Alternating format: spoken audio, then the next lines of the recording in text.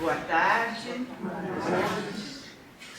Sejam muito bem-vindos ao dia de hoje, à palestra de hoje, o tema é Refugia-te na paz.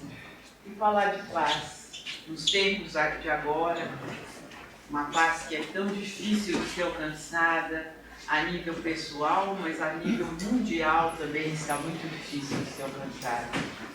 Se todos nos amássemos como irmãos, como Jesus propagou tanto, teríamos certeza que não haveria mais guerras, não haveria mais desentendimentos.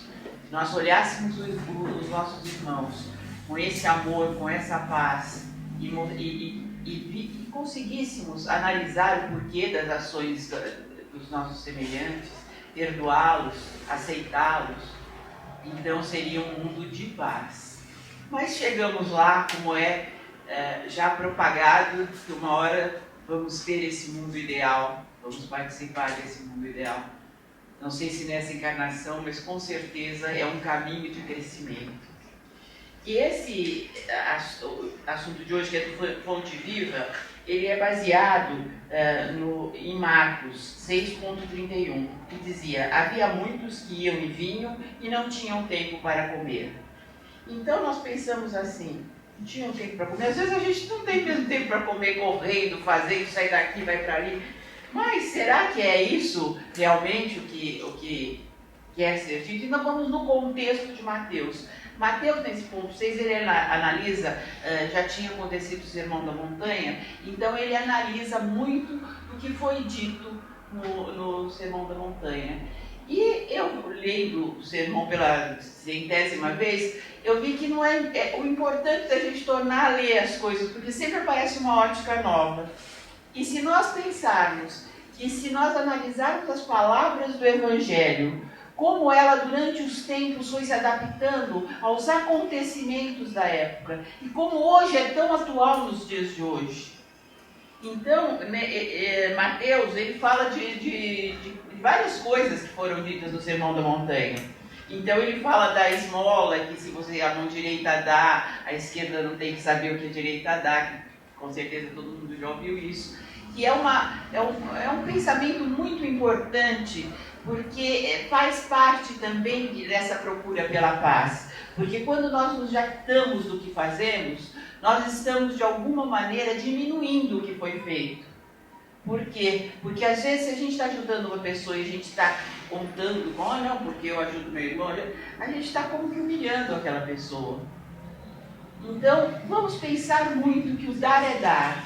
Tenham prazer em dar as coisas, tenham prazer em tudo que é supérfluo para vocês, é roupa, é utensílio de cozinha, o que for supérfluo para vocês. Doem, mas doem no que fazem. Eu dei para dois, acho que ela não usou, acho que ele jogou fora, acho que o de rua jogou fora, usou e jogou fora. Vocês já pensaram que eles não têm onde lavar roupa, quem mora na rua? Então eles simplesmente usam e jogam fora, não é porque eles estão menosprezando o que vocês deram, é porque eles não têm a infraestrutura que a gente tem. Então vamos olhar pela ótica do que é feito. Então vamos dar e simplesmente pela vontade de que dá e que alguém está aproveitando uma coisa que nós não estamos aproveitando.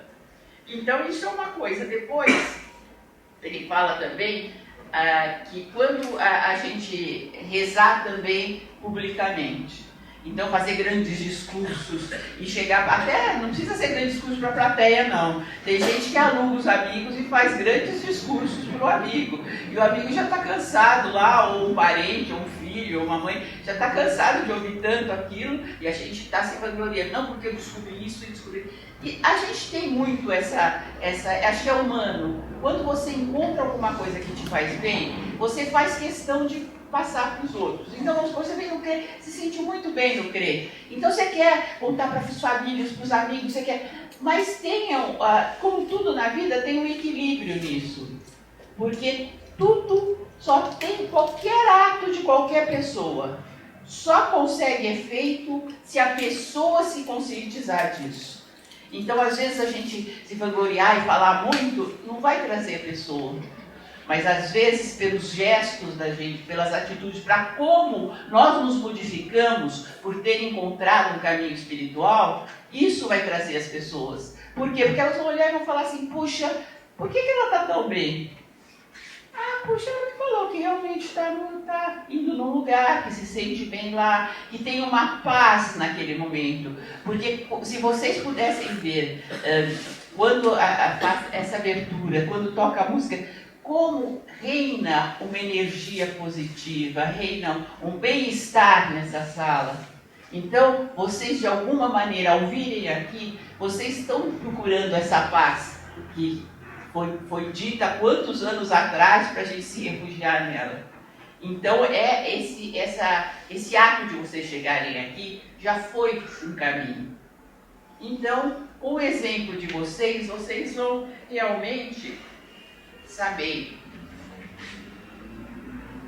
Agora, tem uma frase aqui que eu achei maravilhosa, quer ver?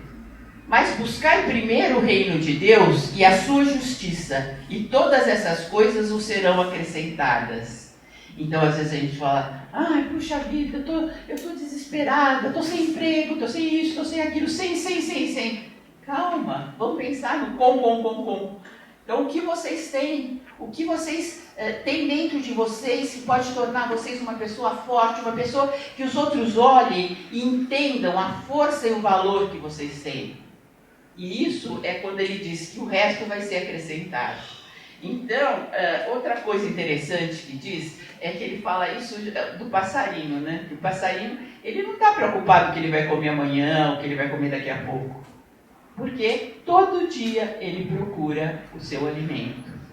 E às vezes nós, pela nossa ansiedade, ficamos vendo, nossa, esse mês foi, mas o mês que vem como é que vai ser? Ai meu Deus, o mês que vem eu tenho que pagar o dentista, eu tenho que fazer isso, eu tenho que fazer... Essas preocupações todas vão tirando a sua paz.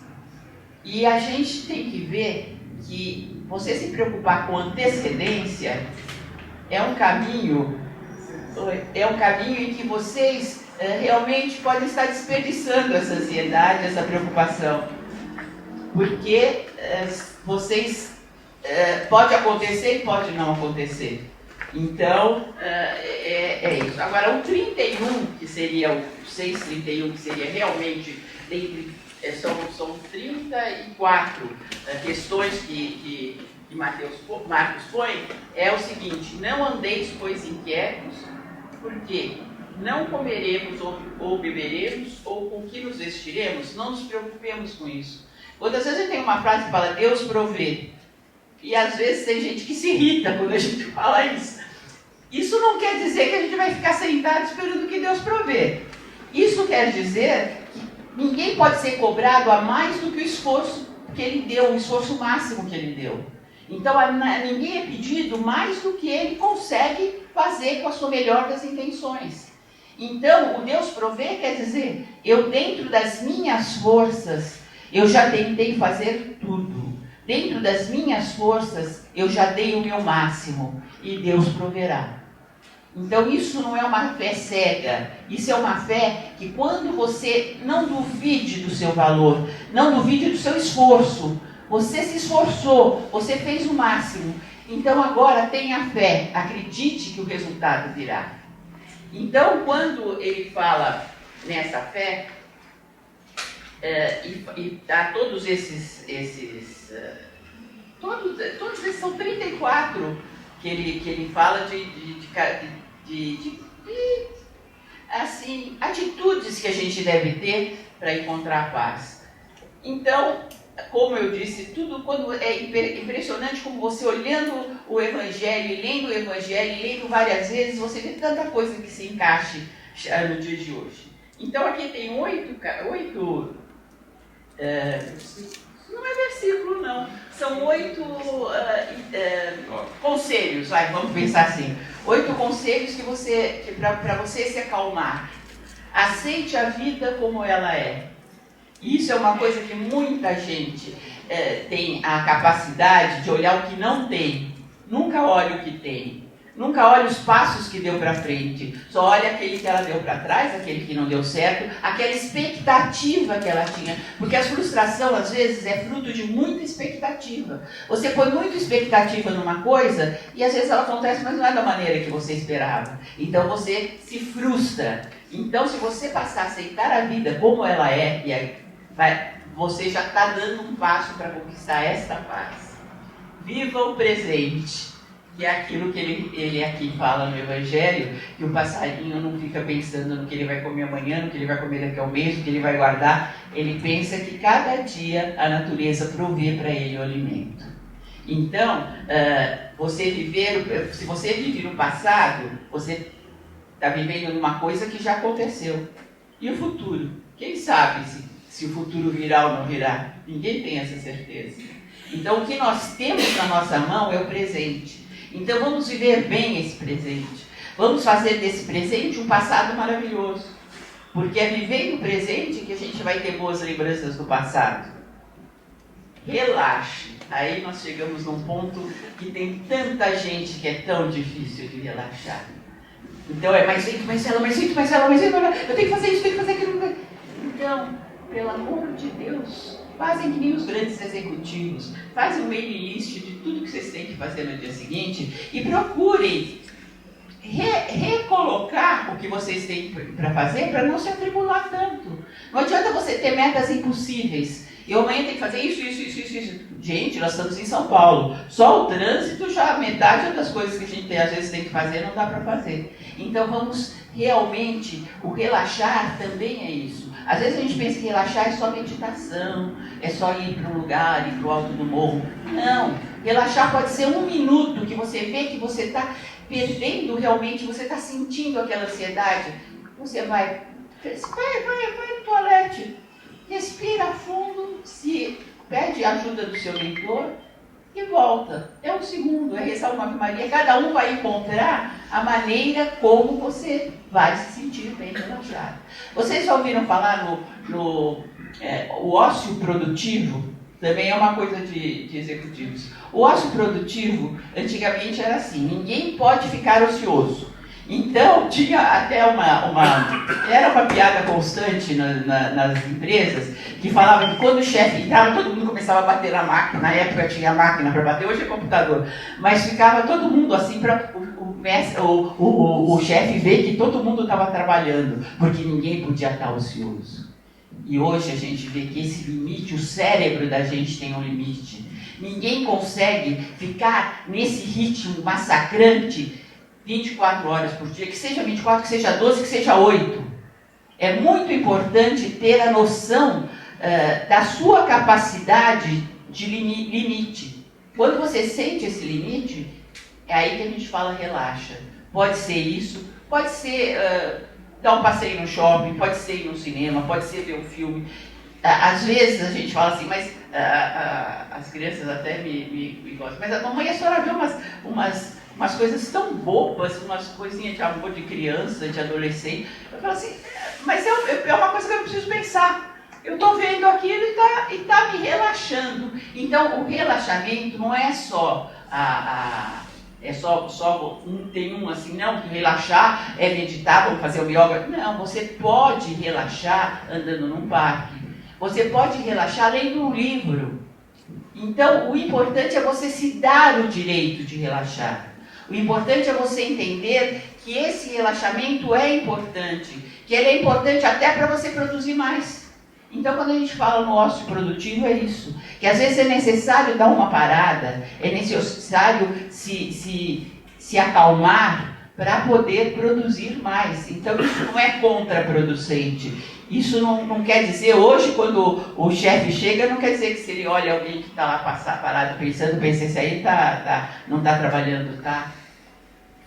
Porque é muito importante você ter a visão das coisas. Você não consegue ver soluções quando você está nesse ritmo incessante. A solução vem exatamente no contrário. A solução vem quando você está dando passo a passo, está indo passo a passo e dando tempo para a sua cabeça pensar. Descomplique e desacelere, é mais ou menos isso que eu falei. O descomplicar é realmente isso. Não pegue metas impossíveis, faça metas menores, porque primeiro, prazer, você vai alcançar essas metas, e esse prazer vai ser imediato, então você vai ser prazeroso. Se você fala uma meta, eu quero um Mercedes-Benz amanhã, eu estou desempregado, como é que eu quero? Não, mas Deus provê. Isso não é assim que funciona. O que funciona é você dizer, não, você pode querer um Mercedes-Benz numa época futura, e você ter um foco, você ter um sonho é maravilhoso, mas passo a passo. Então, primeiro eu vou encontrar um emprego, depois eu vou estabelecer organizar minhas contas. Depois, hoje é tão importante falar de fazer uma poupança, não é tão importante, que o brasileiro não tem conhecimento de financeiro, que às vezes você pode ganhar um salário mínimo e guardar R$10. Você está sendo mais do que quem ganha R$100 mil e gasta 105. Então, não é o valor, é a mente de que você precisa sempre viver dentro do que você consegue. Então é ver a vida como ela é. Aí nós chegamos àquele outro. Vamos ver qual é o seu.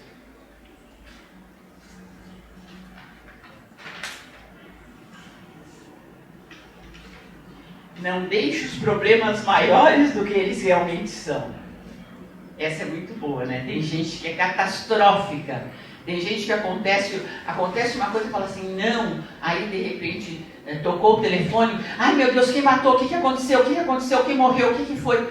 Calma, espera, relaxa, deixa chegar, não antecipe os problemas. Isso é uma verdade, não antecipe, a gente tem a mania de antecipar o problema. Quando você tem uma dor, você fala, ai meu Deus, já vou no médico porque já vai ser coisa ruim, porque no meu tempo a gente não falava câncer, a gente falava coisa ruim.